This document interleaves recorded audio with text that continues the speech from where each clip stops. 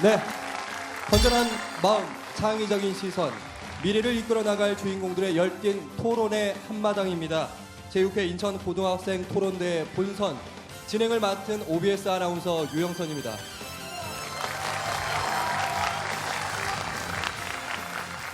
네, 인천 고등학생 토론대회는 창의적이고 논리적인 토론 문화의 신장과 그리고 민주시민의 올바른 시민의식 함양을 위해서 매년 개최되고 있습니다.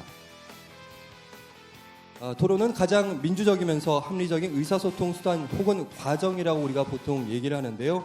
이러한 토론을 통해서 우리 청소년들이 보다 성숙한 사회 일원이 될 수 있기를 기대하겠습니다. 자, 해를 거듭할수록 열기가 더욱더 뜨거워지고 있는 인천 고등학생 토론대회 6회째를 맞이한 올해도 예선을 치열하게 치렀는데요. 단 8팀만이 본선 무대에 올라와 있습니다. 올해 예선은 열정과 지성을 겸비한 66명의 고교 농객들이 참여를 해서 본선 못지않은 접전을 펼쳤다고 하는데요. 치열했던 예선 현장, 지금 바로 화면으로 가보겠습니다. 건전하고 창의적인 토론 문화 신장을 위한 그 불꽃 튀는 현장 속으로 여러분을 초대합니다. 제5회 유권자의 날을 기념 인천 송도국제도시에서 제6회 인천 고등학생 토론대회가 열렸습니다. 인천 내 고등학교 33개 팀, 총 66명의 학생들이 출전. 8개 조로 나뉘어 겨루는 조별 토너먼트 방식으로 치러진 예선전. 그 열기도 뜨거웠는데요. 유권자로 나아가는 첫걸음이 되어줄 이번 토론대회는 주제에 대한 이해도와 참신한 사고 능력, 논증력, 표현 능력 등을 겨루는 시간으로 각조 1위를 한 단 8개 팀만이 본선에 진출했습니다. 치열한 예선전을 통과한 본선 진출 8개 팀의 뜨거운 열정 속 냉철한 토론. 지금부터 함께 하시죠.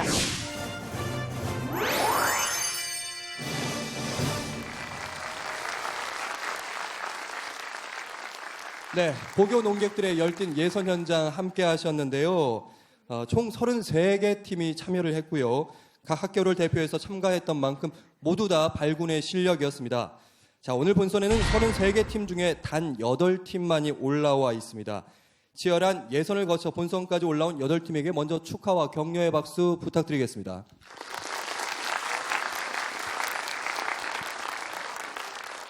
네, 오늘 본선 토론에 앞서서 투명하고 공정한 심사를 해줄 본선 심사위원 7분을 여러분께 소개해드리도록 하겠습니다. 먼저 심사위원장이신 인천대학교 경영대학원 CEO 과정 주임 교수세요. 인천 선거방송 토론위원회 김영균 위원이십니다. 큰 박수 부탁드립니다. 다음으로 인천대학교 도시행정학과 교수 인천 선거방송 토론위원회 위원이신 서종국 심사위원이십니다. 냉정한 심사 부탁드리겠습니다. 인천대학교 정치외교학교 교수 이준환 심사위원이십니다. 이어서 인천광역시 고등학교 도덕윤리 교과연구회 부회장 장혜정 심사위원이십니다. OBS 경인TV 정치팀장 인천 선거방송 토론위원회 위원이신 김용주 심사위원입니다. 어서 오십시오. 인천일보 정치부장 윤관옥 심사위원입니다. 어서 오십시오. 인천 서구 선거관리위원회 사무국장 강희국 심사위원입니다. 냉정한 심사 부탁드리겠습니다. 네, 이렇게 7분의 심사위원들께서 공정하고 아주 정밀한 8팀의 토론을 심사해 주시겠습니다. 자, 제6회 인천 고등학생 토론대회 본선에 앞서 심사 기준을 좀 먼저 들어봐야 될 것 같은데요. 심사위원장이신 김영균 주임 교수로부터 대표로 평가 기준을 한번 들어보도록 하겠습니다. 네, 반갑습니다. 저 심사위원장을 맡게 된 인천대학교 김영균 교수입니다. 심사 기준을 간단히 말씀드리도록 하겠습니다. 심사 기준은 4개의 평가 영역으로 총 10개의 항목이 있으며 각 항목당 10점씩 주어지게 되겠습니다. 첫 번째 평가 영역은 기조 연설로 각 팀의 주장에 대한 논리성과 타당성을 평가합니다.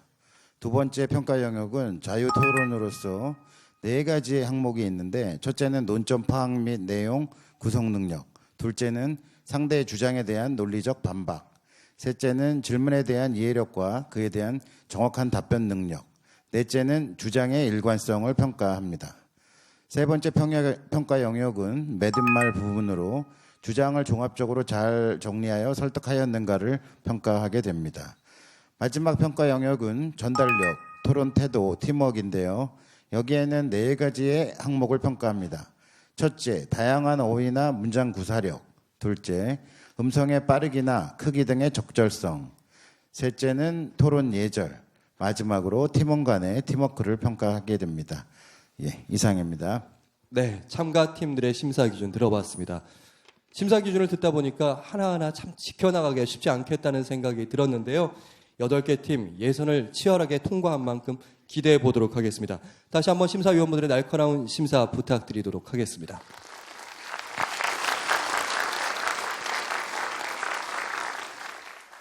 곤경에 처한 사람을 구해주지 않은 행위를 처벌하는 법인 착한 사마리아인의 법. 구조 의무를 법으로 강제해야 한다. 찬성 계산 여부 육회의원 대 반대 부광고 아래태 토론 시작합니다.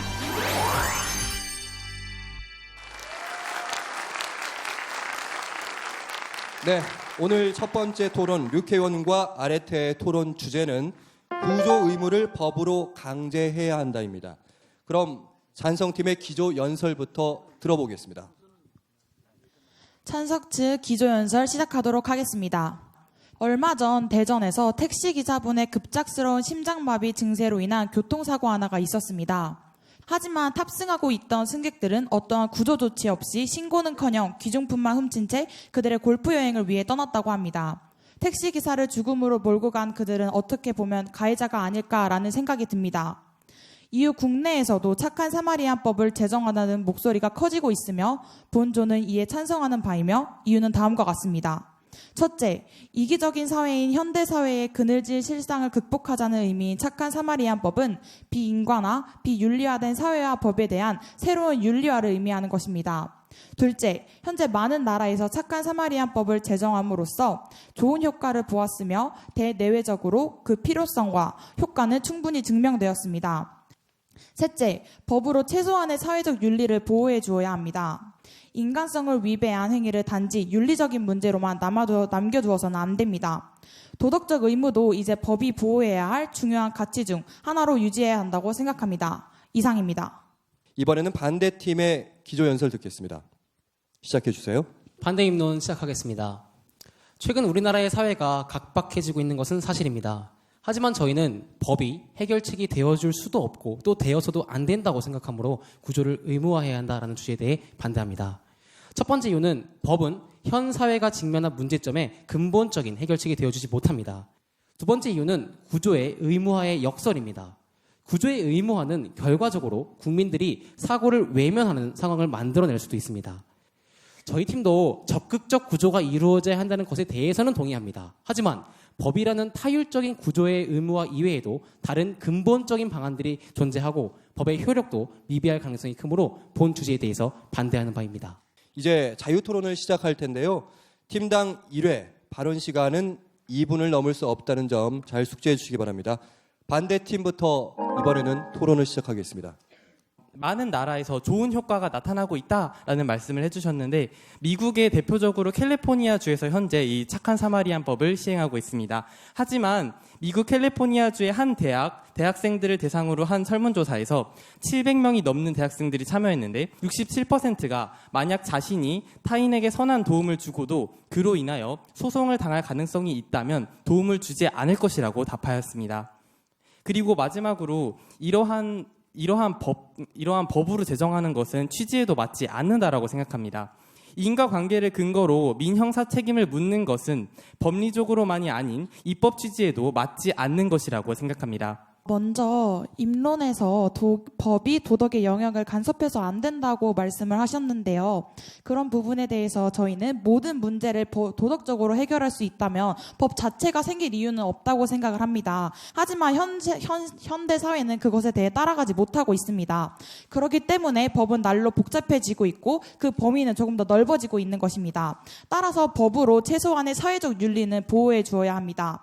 어려움에 처한 사람을 보아도 눈길조차 주지 않는 요즘 사회는 바뀌어야 하고 착한 사마리안법이 저희는 그 시작이 될 수 있다고 생각합니다. 찬성 측에서는 결국 법과 제도들을 통해 이성적으로만 인간의 행동들을 접근하여 보편적 가치의 실현에만 초점을 맞춘 정의 윤리를 주장하고 계신 것으로 보아도 무방한 것 같습니다. 하지만 현재 우리 사회가 흘러가고 있는 방향대로 이제는 더 이상은 법보다는 배려와 보살핌으로 상대에 대한 공감과 이해를 바탕으로 감성에 호소하여 여러 문제를 해결하려는 시도가 필요한 시점이라고 생각합니다. 다시 말해 이제는 더 이상 남성적인 목소리로 주장하는 법과 같은 제도들을 통해서 문제들을 해결할 때는 아니라는 것이죠.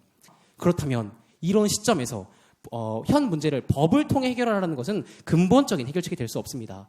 본 문제들의 핵심 원인이 되고 있는 공동체를 회복하려는 노력이 우선시돼야 됩니다. 계속해서 배려, 보살핌, 공감, 이해로 사람들을 법으로 강제적으로 그렇게 개선해 나갈 것이 아니라 관계를 회복하고 국민들의 화합을 하고 시민들이 역할을 다하면서 해결을 해야 된다고 하셨는데 지금 이렇게 선한 착한 사마리안법이 나오게 된 배경을 살펴보자면 그것들이 지켜지지 않았고 그리고 자꾸 비도덕적인 모습을 보이기 때문에 이러한 법이 등장했다고 생각을 하거든요. 그리고 법을 남성적이라고 하면서 비유를 해주셨는데 법이 그렇게 꼭 강제적이고 남성적이라는 개념에는 어울리지 않다고 생각합니다. 그리고 또한 법이 도덕의 영역에서 간섭해서는 안 된다에 대한 반박 의견을 더 보태자면 법이 도덕의 모든 영역을 간섭해서는 안 되겠죠. 하지만 도덕의 영역 중 이것만은 반드시 지켜야겠다라고 하는 영역은 강제성을 띠더라도 인간은 반드시 이것만을 지켜야 된다는 것입니다.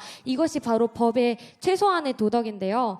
과거에는 위급한 생명을 구하는 것은 당연히 도덕의 영역이었고 그리고 그 법에 포기할 필요도 없었습니다. 하지만 현대 사회는 그렇지 않다는 것입니다. 그렇기 때문에 생명을 구하는 것이 현재에는 법의 영역으로 바뀌었고 착한 사마리아법의 필요성이 대두됐다고 생각합니다. 따라서 무작정 법이 도덕의 영역을 침범해서 안 된다라는 주장을 옳지 않다고 생각합니다.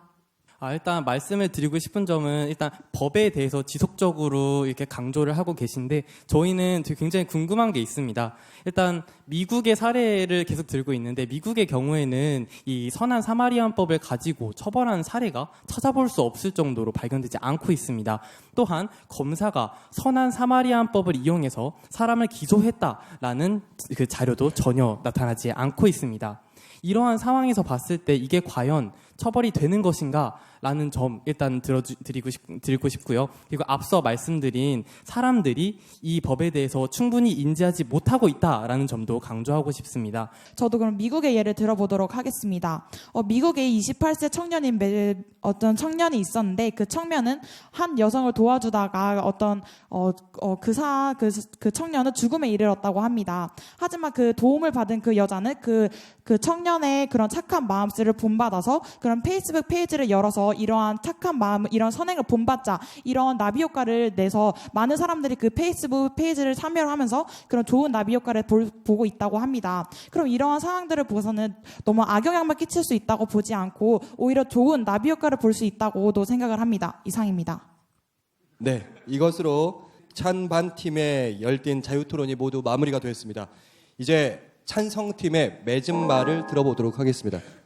네, 찬성 측 최종 발언 시작하도록 하겠습니다.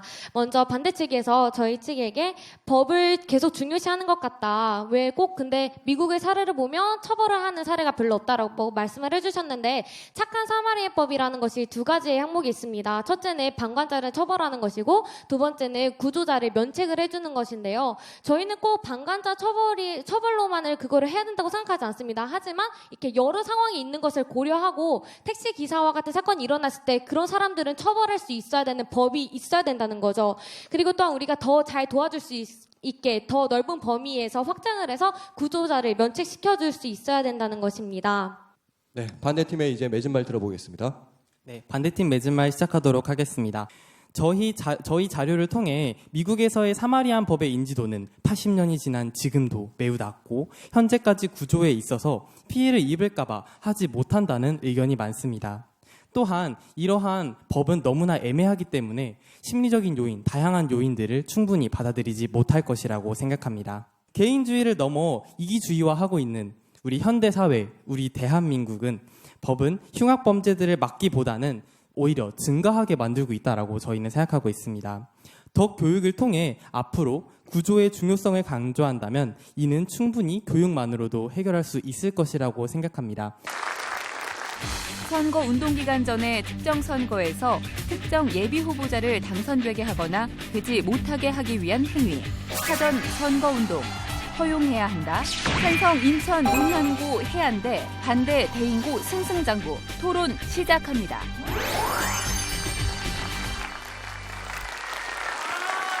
네.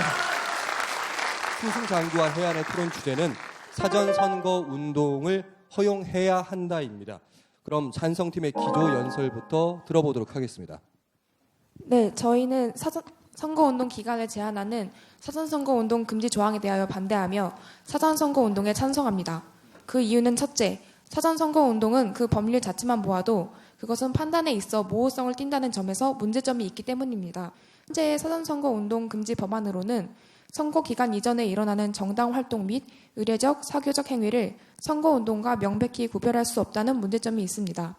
이러한 정책에는 충분히 주관적 개입이 들어갈 수 있는 가능성이 있으며 이에 따라서 국가가 자의적으로 법을 집행할 수 있다는 문제점이 발생할 수 있습니다. 둘째, 선거운동 기간을 단 몇 주만으로 한정하는 것은 특정 정치인이나 정당에 불합리한 일이 될 수 있습니다. 단시간 동안만 선거운동을 진행하게 되면 비교적 덜 알려진 정치인이나 신진 세력은 더 잘 알려진 정치인이나 기성 세력에 비하여 절대적으로 불리한 위치에 서게 됩니다. 셋째, 사전선거운동 금지 조항은 후보자를 포함하여 국민의 기본권을 훼손한다는 문제점이 있습니다. 선거의 공정을 확보하기 위하여 필요한 것은 부정행위 자체에 대한 제한을 강화하는 것이지 기간을 제한하는 것이 아닙니다. 선거의 공정성을 보장하기 위해서는 직접적으로 선거의 공정을 방해하는 행위를 더욱 강력하게 처벌하면 되므로 현재의 사전선거운동 금지 조항은 과잉 금지 원칙에 위반된다고 볼 수밖에 없습니다. 따라서 사전선거운동은 허용되어야 합니다. 이상입니다. 네, 찬성팀의 기조 연설 들어봤습니다. 이번에는 승승장구팀 기조 연설 듣겠습니다. 네, 안녕하십니까. 반대 측 기조 연설 진행하겠습니다. 이 민주정치의 발전 과정에서 선거는 국민과 후보자, 정치인을 잇는 주요 창구로 작용해왔습니다. 그러한 선거운동에서 우리나라는 법률로서 선거운동 기간을 정하고 사전 선거운동을 금지해왔습니다. 그러던 중 지난 2014년 유승혜 의원이 사전 선거운동 금지 조항 폐지에 관한 개정안을 발의하며 사전 선거운동에 관한 논의는 사회적으로 뜨겁게 대두되었습니다. 저희 반대 측은 해당 논의가 보다 발전된 민주사회를 바라보는 우리나라의 현재 상황에서 필수적이라고 생각합니다. 더불어 총 2가지의 논거를 통해 사전 선거운동은 아직 국내 상황에 시기상조임을 역설하는 바입니다. 첫째, 사전 선거운동은 막대한 국비 및 사비 소요를 야기합니다. 이 내년 대통령 선거 시에도 선거운동으로 약 3천억 원이 소모된다는 중앙선관위의 발표에도 너무 과도하다는 정치권의 여론이 일고 있습니다. 둘째, 사전 선거운동을 제한함으로써 과열 경쟁 및 낭비를 방지할 수 있습니다. 후보자 간 무리한 경쟁의 장기화, 상시화는 경비와 노력이 지나치게 들어 사회 경제적으로 많은 손실을 가져옵니다. 또한 선거운동 기간을 벗어나 사전 선거운동을 과하게 한다거나 금품을 돌리거나 하면 당연히 돈 많은 후보자가 유리하게 됩니다. 이에 선거운동 기간을 철폐할 시에는 필연적으로 후보자 간 경제력 차이에 따른 불평등이 생기게 되며 아울러 막대한 선거 비용을 마련할 수 없는 젊고 유능한 신참 후보자의 입후보 기회를 빼앗는 결과를 가져올 수 있습니다. 따라서 저희 반대 측은 사전 선거운동은 아직 국내 현 상황, 우리나라의 현 상황의 시기상조임을 재차 역설하는 바입니다. 감사합니다. 네, 자, 사전 선거운동을 허용해야 한다, 이런 주제에 대한 찬반팀의 기조 연설 들으셨는데요. 이제 자유토론을 시작해 보도록 하겠습니다. 자유토론 시 팀당 1회 발언 시간은 2분을 넘을 수 없습니다. 1회 발언 시간은 2분을 넘을 수 없습니다. 이 점 숙지하시고요. 반대팀부터 토론을 먼저 시작하죠. 이번엔. 네, 발언 시작하겠습니다. 공직선거법은 전혀 형법의 범주에 들지 않습니다. 따라서 명확성의 원칙이 성립하기에는 좀 어폐가 있다는 뜻입니다. 또한 모호성에 대해서 지적해 주셨는데요. 사실 법상의 모호성과 추상성은 법률의 기본적 속성입니다. 사전선거운동 규제조항의 모호성이 문제라면 해당 조항의 구체적 내용을 시행령에 담는다면 충분히 그 문제가 해결될 수 있을 것이라고 생각합니다. 또한 과연 사전선거운동이 신인 정치인에게 효과를 줄 수 있을지 그 점에 대해서도 의문이 드는 바입니다. 사실 우리나라의 정치는 언론에 주목하는 성향이 강합니다. 언론에서는 주로 유력 정치인을 다루게 되고 사전선거운동이 확대된다면 유력 정치인을 다루는 기간이 늘어날 뿐입니다. 그런데 과연 이런 사전선거운동을 시행한다면 과연 정치 신인에게 갓 정치에 입문한 사람들에게 혹은 신진 당에게 그런 이목이 갈 수 있을지, 즉 사전 선거 운동에 그런 효과가 있을지에 대해서 의문을 표하는 바입니다. 우선 그 3천억이라고 하셔서 비용이 부담이 많이 된다고 하셨지만 그 3천억이라는 그 비용은 국가 예산의 3,800분의 3으로 그다지 많이 차지하지 않음을 알 수 있습니다. 또한 선거는 국민의 기본적이고 보편적인 정치 참여 방법입니다. 또한 현 정권의 정치 활동에 대한 피드백 및 평가 수단의 의미를 갖죠. 즉 선거는 국민들의 현 정치에 대한 의견을 가장 정확히 알 수 있는 기본적인 역할을 수행하고 있습니다. 우리나라가 민주주의를 추구하고 민주주의가 국민이 국가의 주인이라는 것을 미루어 봤을 때 이러한 선거는 중요시 돼야 하며 이에 따른 비용 부담은 크게 문제가 되지 않을 것이라고 생각합니다. 과연 우리나라 국민들, 우리나라 지역 주민들이 이 선거에 대해서 과연 긍정적인 인식을 갖고 있느냐에 대한 의구심을 제기하고 싶은데요. 현재 우리나라에선 선거 지원 유세 차량의 소음 혹은 선거 문자에 관한 문자 폭탄 같은 이런 부정적인 선거 인식이 가득합니다. 선거 운동 기간에는 시간 규정은 있으나 혹은 그 소음 규제에 대한 법률은 없을 뿐더러 이런 소음은 90데시벨에서 100데시벨, 사람에게 불쾌할 정도의 데시벨까지 이루고 있습니다. 즉 선거 공해가 우리나라에서 이루어지고 있다는 점입니다. 이런 선거 공해로 인해서 우리나라에서 부정적인 선거 인식이 팽배해 있는 상황에서 과연 사전 선거 운동을 했을 때 국민들이 적극적으로 나서서 정치인들의 정책을 검토해주고 같이 매니페스토적인 선거를 할 수 있을지, 그 점에 대해서 의구심을 제기하는 바입니다. 금권 선거나 혼탁 선거, 부정선거 등으로 선거의 공정이 해쳐질 위험이 있는 것은 사실입니다. 하지만 저희도 아까부터 계속 말씀드리다시피 이러한 것들에 대한 규제는 직접적인 그 행위에 대한 규제로 이루어져야 하는 것이지 기간적인 제한으로 사람들의 입을 막아버리는 법안이 어떻게 필요한 법안이냐라는 말씀을 드리고 싶습니다. 또한 선거에 영향을 미칠 수 있는 후보자 또는 정당명이 게시된 문서 배부조차 선거일 180일 이전부터 제한되어 있기 때문에 저희 입장에서는 신진 세력이 비교적 저렴한 비용으로 자신의 주장을 펼 수 있는 그러한 수단도 별로 마련되지 않은 상황에서 선거일이 13일이라는 기간은 자신들의 의견을 표출하기에는 너무나 턱없이 짧은 기간이다라는 이야기를 다시 한번 드리고 싶습니다. 네. 찬반팀의 열띤 자유토론이 마무리됐습니다. 이젠 찬성팀의 맺은 말을 최종 발언을 듣겠습니다. 시작해 주시죠. 저희는 다음과 같은 근거를 기반으로 사전선거 운동을 허용합니다. 첫째, 대다수의 정치인들은 공직선거에서 당선 또는 낙선되는 순간부터 다음 선거에서의 재선 또는 서력을 위해 노력합니다. 따라서 선거의 공정을 막기 위해 불법, 혼탁, 타락 선거에 대해 실질적인 강화 규제하는 것이 기한에 대한 제한보다 중요하다고 할 수 있습니다. 사전선거 운동을 경제적인 부담을 줄 수 있다는 점에서 금지해야 한다고 하셨지만 현재와 같이 국가에서 지원할 수 있는 비용은 제한되어 있고 후보들 또한 선거 보조금 및 선거 보전 제도에 따라서 경제적 부담이 줄기 때문에 이와 같이 제한적인 범위 내에서 선거운동 자금을 활용할 수 있게 하여 그 폐단을 예방할 수 있습니다. 사전선거 운동을 허용하지 않고 있는 행위는 법률의 모호성, 기성 세력과 신진 세력 사이에 불평등이 발생할 수 있다는 점에서 이미 공정성을 추구한다는 입법 목적을 달성하지 못하였다고 할 수 있습니다. 이처럼 실질적인 효과는 적고 정치적 표현의 자유는 억압되는 모순점을 갖고 있는 사전선거 운동 제한을 폐지되어야 된다고 생각합니다. 따라서 저희는 사전선거 운동을 허용해야 함을 주장합니다. 이상입니다. 저희는 총 3가지를 먼저 짚어보려고 합니다. 첫째, 고비용 선거.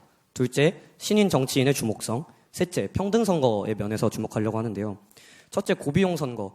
우리나라의 국민들은 고비용 선거 혹은 부패한 정치계의 타락에 의해서 부패한 정치계의 타락으로 인해서 우리나라 정치의 식상에 있습니다.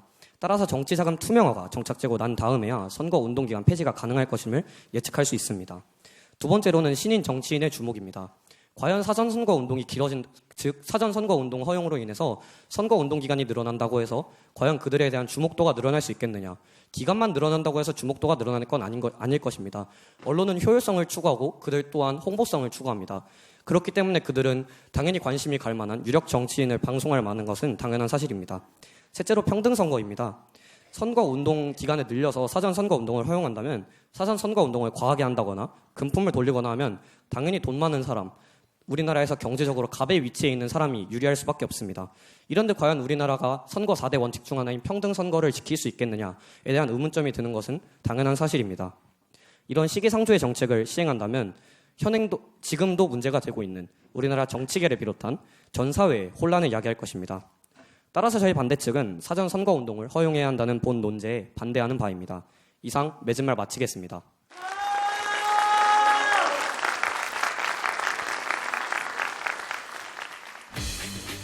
내년 대선을 앞둔 선거권 연령이나 논의. 현행 만 19세에서 만 18세로 낮추자는 주장과 현행 만 19세 유지 주장이 팽배한데 민주시민의 가장 중요한 권리 선거권. 선거권자 연령을 18세로 하향 조정해야 한다. 찬성 인천국제고 신합으로대 반대 인천 포스코고 로젠탈 토론 시작합니다.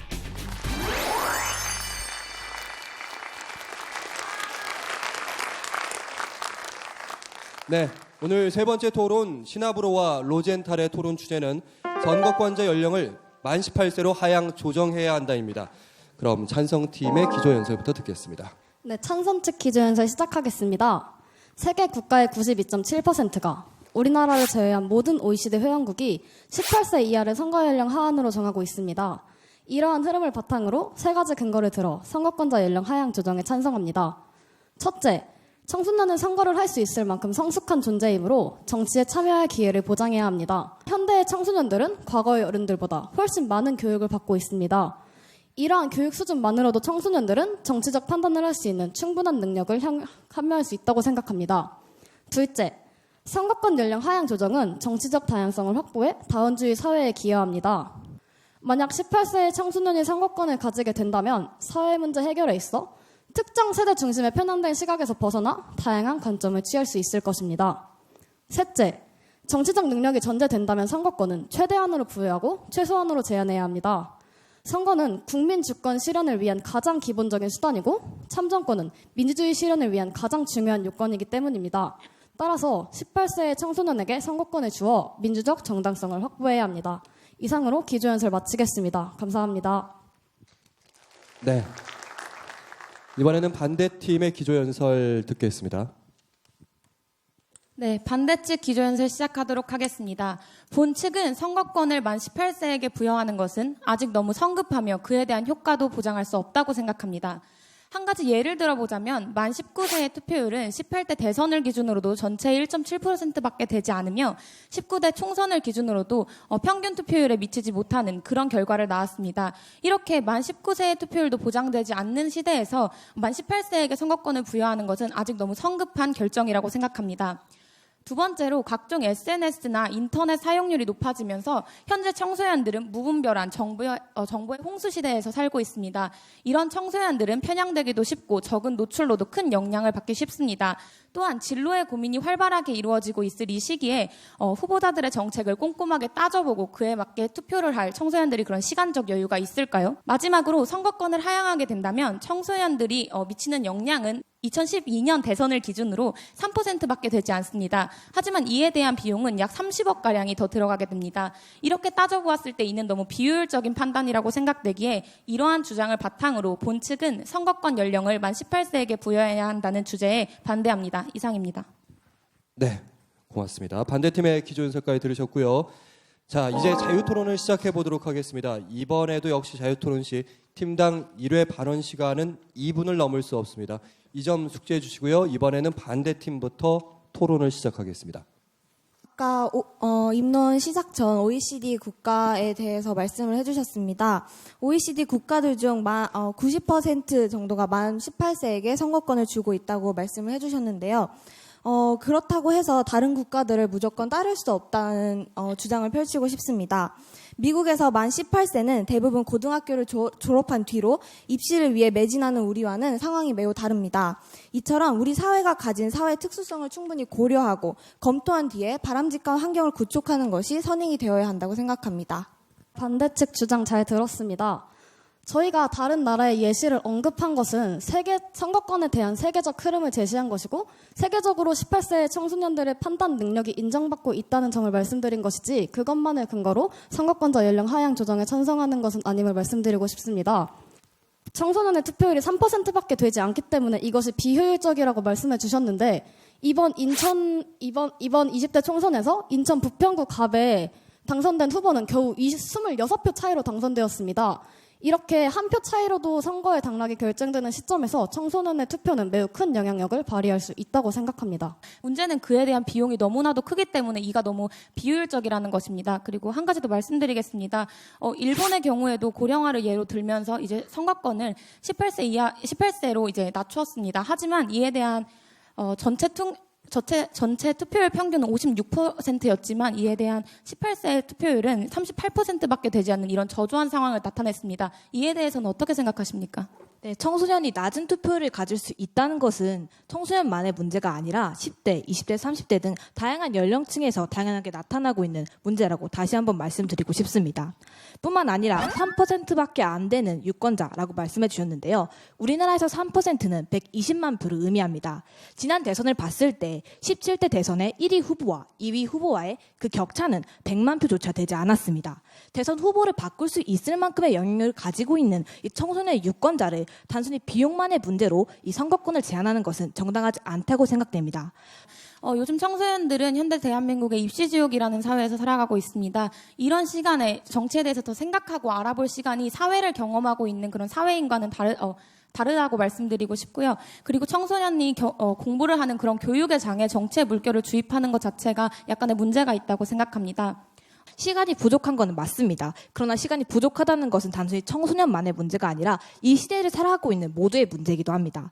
또한 청소년들은 그 어떤 세대보다도 더 높은 매체 활용 능력을 가지고 있습니다. 매체 활용 능력을 기반으로 부족한 시간을 충분히 커버할 수 있다고 생각됩니다. 뿐만 아니라 청소년은 학교라는 작은 사회 속에서 충분히 사회를 참여하고 있습니다. 초등학교, 중학교, 고등학교 이 교육 과정을 거치면서 학생들은 수많은 선거 활동을 하게 됩니다. 학생의 활동이나 반장 선거 같은 것이 그 예의죠. 그것을 통해서 내가 던지는 투표가 얼마나 중요한지, 이 선거를 통해서 만들어지는 우리 사회가 얼마나 중요한지에 대해서 간접적으로 느끼고 이를 정치활동에 충분히 활용할 수 있다고 생각합니다. 경험으로 그 정치적 사회 의식이 이제 이루어질 수 있다라고 말씀을 해주셨는데 이 경험이 학교 속에서 이루어지는 것과 이제 성인이 되어서 사회에 나가서 직접 자기 눈으로 경험하고 이루어지는 이런 것과는 다르다고 생각됩니다. 이런 것부터가 정치적 성숙도의 차이가 일어난다고 생각합니다. 이상입니다. 네. 찬반팀의 열띤 자유토론 살펴봤고요. 이제 찬성팀의 맺은 말을 들어보겠습니다. 네, 저희 찬성 측은 민주주의의 꽃인 선거를 더욱더 활성화시키기 위하여 선거 연령을 만 18세로 하향 조정해야 된다고 주장하였습니다. 그러나 반대 측에서는 청소년들이 정치적 능력을 함양할 수 있는 교육이 아직 충분하지 않다는 근거를 들어서 이에 반대해 주셨는데요. 저희 측은 그 교육이 학교에서 충분히 이루어질 수 있다고 주장하는 바입니다. 두 번째로 반대 측에서는 3%밖에 안 되는 유권자를 정치에 참여시키는 것은 비용적으로 너무 비효율적이다라는 주장을 펼쳐주셨는데요. 3%는 전체 인구의 120만 명을 차지합니다. 그리고 이 120만 명은 대선 결과를 받고 있을 만큼의 큰 영향력을 가지고 있습니다. 이러한 영향력을 가지고 있는 청소년의 선거권을 단순히 비용 문제로 아니라고 치부하는 것은 심각한 모순을 가지고 있다고 생각되는 바입니다. 또한 선동 정치나 시간이 부족한 것은 단지 청소년만의 문제가 아닙니다. 이 모든 것은 우리 모두가 겪고 있는 문제일 뿐입니다. 따라서 본 측은 정치 주체로서 만 18세 청소년의 그 정당성을 인정하고 그들에게 선거권을 줄 때 대한민국의 민주주의가 더욱더 발전할 수 있을 것이라고 확신하며 본 맺은 말을 마치도록 하겠습니다. 네, 이번에는 반대팀 맺은 말 들어보겠습니다. 선거권은 단순히 개인으로서의 권리가 아니라 국가의 중대한 사안입니다. 그런데 생활 속의 교육이라는 근거로 정치에 관한 교육이 선거를 통해 이루어져야 된다고 말씀을 해주셨습니다. 국가의 중대한 사안이 결정되는 것을 교육의 장으로 만드는 것이 과연 민주주의의 실현이라고 말할 수 있는지는 의문입니다. 그리고 단순히 비용으로 청소년의 영향력을 무시할 수 없다라는 말씀을 계속 해주셨습니다. 그런데 그 비용을 오히려 교육적으로 돌려서 청소년이 좀 더 정확한 교육을 받는 기회를 얻을 수 있는 것이 더 좋지 않을까라는 생각을 합니다. 또한 청소년이 투표를 통해 정당한 자신의 의견을 내세울 수 있을 만큼 정확한 정보와 정치적 판단 능력을 가지고 있는지도 다시 한번 생각해 보아야 합니다. 창성 측은 인터넷과 정보통신의 발달로 인해서 만 18세의 청소년들이 충분한 정보를 획득할 수 있다고 말씀을 해주셨습니다. 그러나 인터넷이 많은 정보를 신속하고 정확하게 전달해 줄 수 있는 장점이 있지만 모든 정보가 정확한 것은 아닙니다. 그리고 현행 투표 연령 제한이 심각하게 민주주의를 훼손한다고 보기도 어렵습니다. 이상 마치겠습니다. 네. 헌법 제44조 국회의원은 현행 범인인 경우를 제외하고는 회기 중 국회의 동의 없이 체포 또는 구금되지 아니한다. 국회의원 불체포 특권. 헌법 제45조 국회의원은 국회에서 직무상 행한 발언과 표결에 관하여 국회 외에서 책임을 지지 아니한다. 국회의원 면책 특권. 국회의원의 특권 제한해야 한다. 찬성 명신고 아련날에 대 반대 제1고 극딜러스 토론 시작합니다.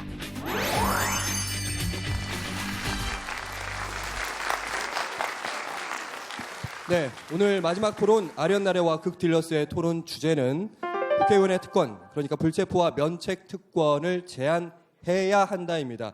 그럼 찬성팀의 기조연설 듣겠습니다. 찬성특 기조연설 시작하겠습니다. 한국사회과학자료원에 따르면 대한민국 국민의 국회에 대한 신뢰도는 26%에 불과했습니다.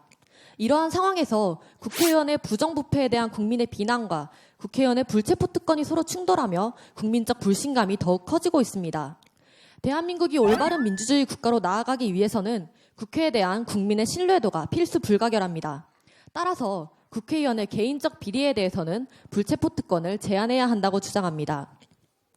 또한 현재 국회의원의 불체포 특권의 적용 범위는 회기 중이라고 헌법상 명시되어 있습니다.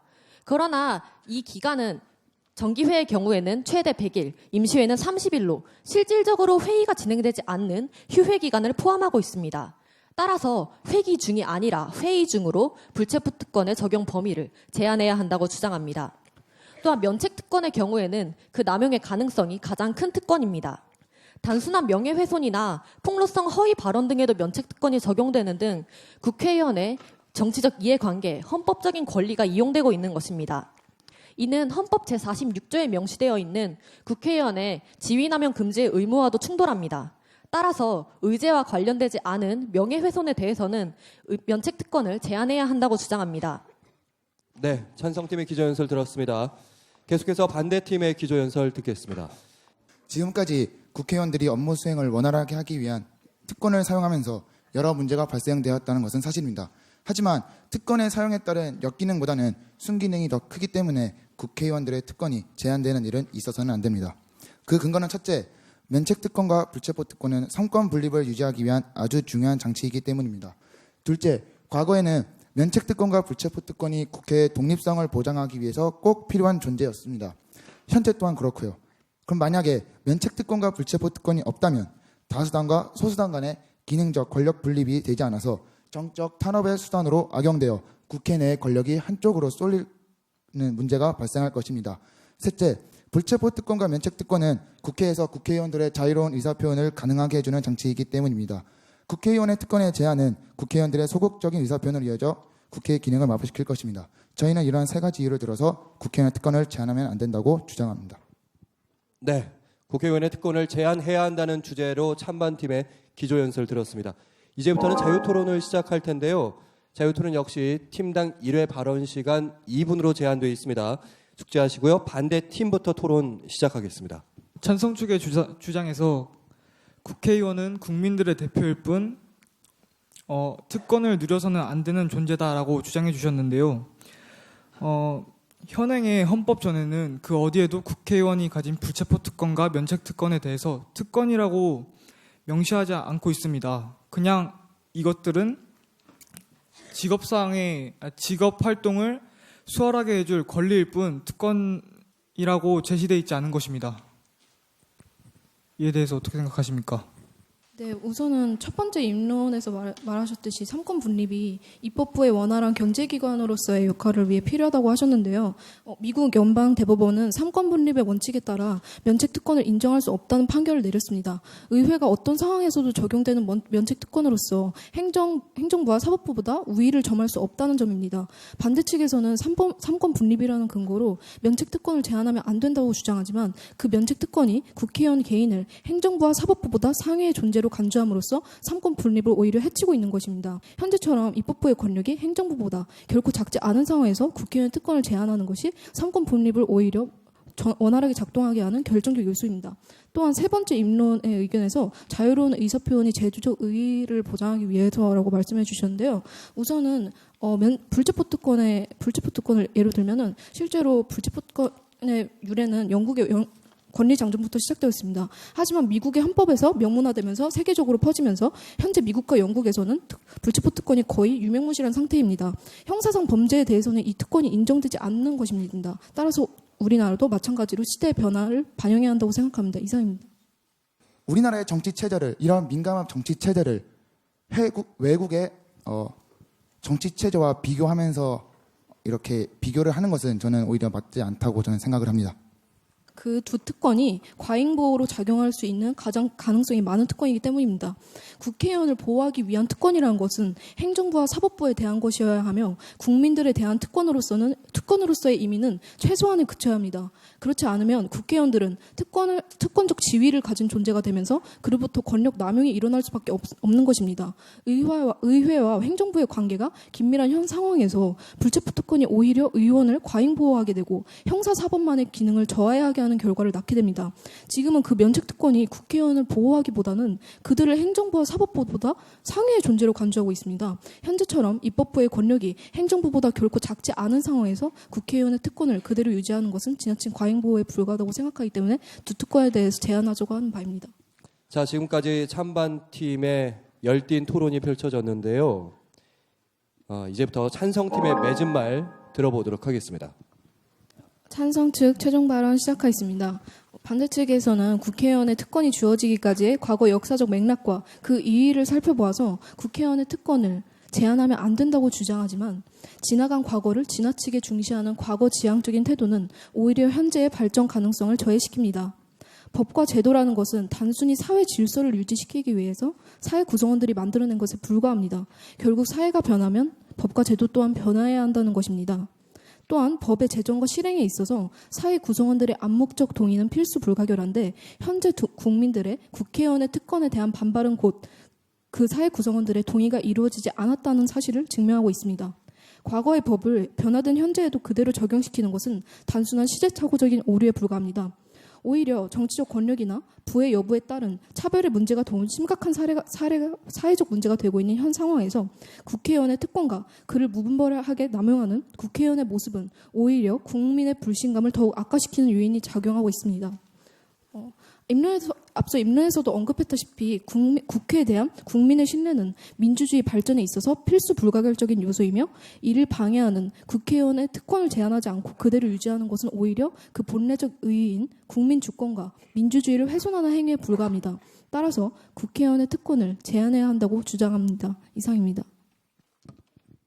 네, 반대팀의 외매진 말 들어보도록 하겠습니다.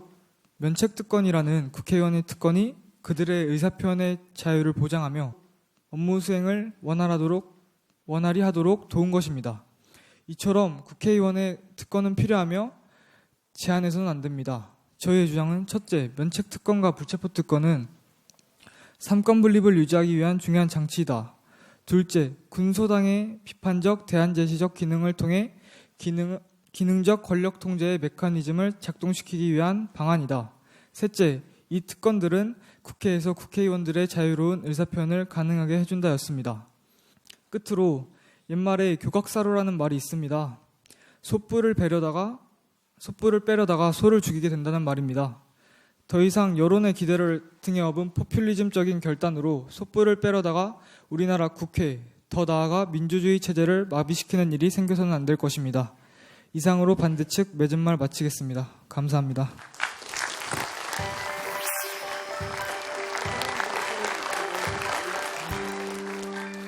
네, 이렇게 해서 본선 8개 팀의 토론이 모두 끝났습니다. 보시면서 어떻게 느끼셨습니까? 창의적인 생각과 또 허를 찌르는 논리까지 저는 보면서 제가 학생 때 저 정도 논리력이 있었나, 아니면 지금도 그 정도 할 수 있나, 나도 저렇게 할 수 있을까, 그런 생각해보면서 반성도 하고 또 많은 걸 배울 수 있었던 시간인 것 같습니다. 자, 심사 결과를 이제 발표를 좀 남겨두고 있는데, 먼저 가장 가까운 곳에서 이 8팀의 열띤 토론을 지켜보신 심사위원분들이 어떻게 보셨는지 심사평을 한번 들어보도록 하겠습니다.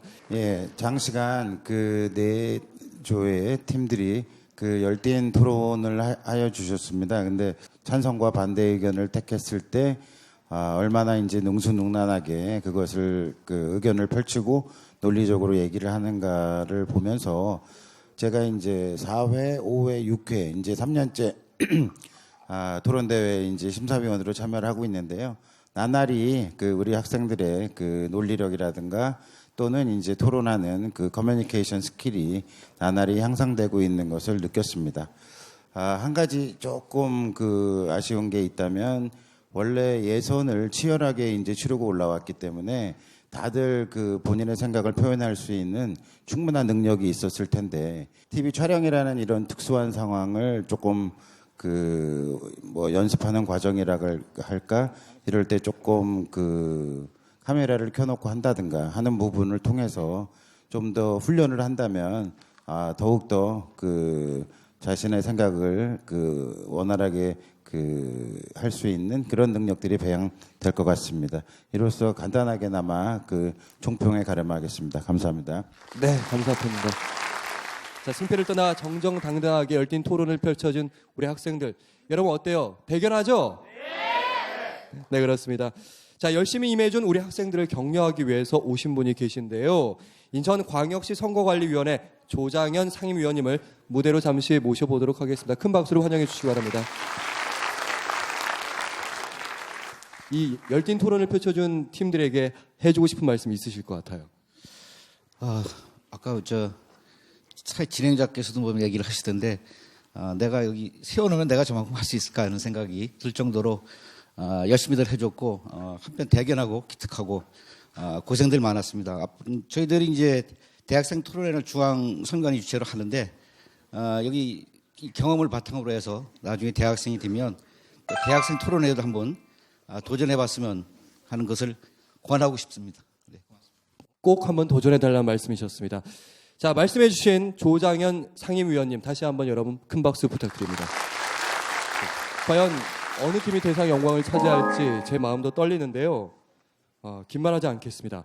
먼저 봉투를 개봉하기 전에 좀 시상 내역 좀 설명드릴게요. 오늘 시상은 개인에게 주어지는 2가지 상이 있는데요. 스피치상과 매너상이 있고요. 지도교사에게 주어지는 지도교사 상이 있습니다. 또 오늘 심사 결과에 따라서 장려상 4팀, 동상, 은상, 금상, 대상이 각 한 팀 주어지게 됩니다. 그럼 먼저 오늘 최고의 스피치 실력을 보여준 학생에게 주어지는 스피치상을 시상하도록 하겠습니다. 스피치상은요, 인천 언론인클럽 박민서 회장님께서 시상해 주시겠습니다. 자, 스피치상 수상자 인천 국제고등학교 김경은 학생입니다. 계속해서 오늘 토론 중 매너 넘치는 모습으로 톤을 자연스럽게 이끌어준 매너상에 대한 시상이 있겠습니다. 매너상 수상자는 총 2명입니다. 매너상 수상자 인천 국제고등학교 이미수 학생, 부광고등학교 하태연 학생입니다.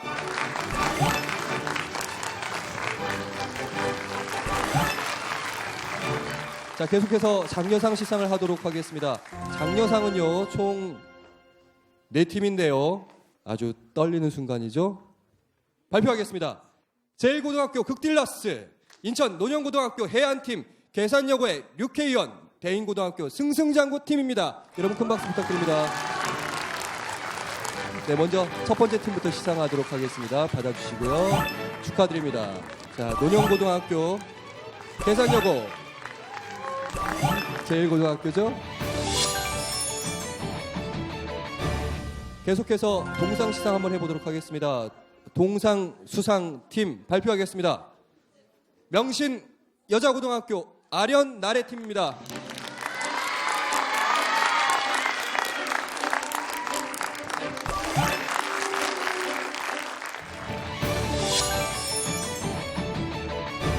계속해서 은상 시상이 있겠습니다. 은상 수상팀 몇 팀 안 남았죠? 인천 부광고등학교 아래태.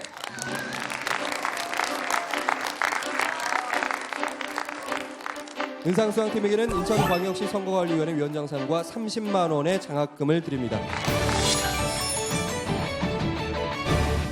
자, 이제 남은 상은 지도교사상과 금상대상인데요.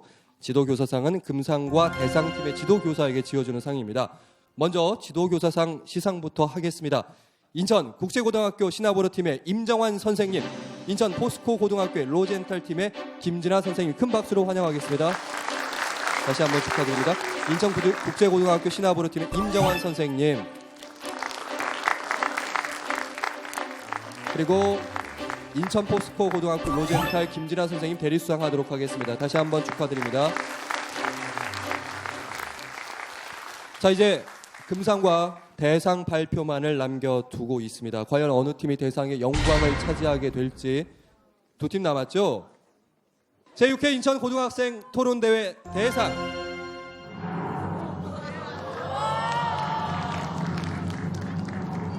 대상은 인천 국제고등학교 시나브로. 이렇게 되면 금상은 인천 포스코의 로젠탈 팀이네요. 자, 대상 수상팀 다시 한번 큰 박수 부탁드리고요. 100만 원의 장학금과 인천광역시 선거관리위원회 위원장상을 드렸습니다. 다시 한번 축하드립니다. 어때요? 기뻐요? 네. 기쁘다는 말로 표현할 수 없을 뭐 벅찬 감동 이런 거 없어요? 있어요. 한 말씀 좀 부탁드리겠게요. 일단 저희와 함께 같이 토론해준 이 대회 참여해준 모든 참가자들께 너무 감사드리고 저희 지도해 주신 선생님 그리고 친구들께도 감사드립니다. 자, 토론 문화가 우리 고등학교에서 그리고 보다 더 자리매김할 수 있도록 가정에서 학교에서 어른들이 늘 앞장서서 지도해 주시면 더더욱 바랄 게 없을 것 같습니다. 자, 대한민국의 미래를 짊어지고 나갈 우리 청소년들이 앞으로도 건전한 마음과 창의적인 시각을 갖기를 바라며 제6회 인천 고등학생 토론 대회 대도원의 막을 내리도록 하겠습니다. 함께해 주신 여러분 고맙습니다.